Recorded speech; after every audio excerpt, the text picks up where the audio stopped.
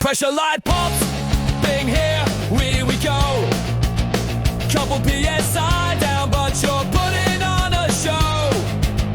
Tiny little nail, barely even there, but you're acting like I've driven in on 4 tires made of air. It's not wrecked, mate, stop the scare talk, just plug the thing and let me walk. No drama, no lecture, no safety prayer. It's a puncture, not a prophecy, just there.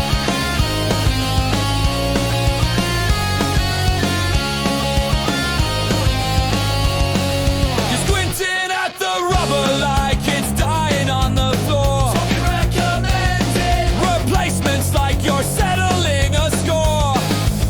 But it's not the sidewalk. Why? Not a blowout trap. Trap. It's a nail, the tiny ones to cut the crap. It's not wrecked, mate. Drop the theatre. I came for a fix, not a financial cremator. If it's shredded, fine, I'll buy one, I swear.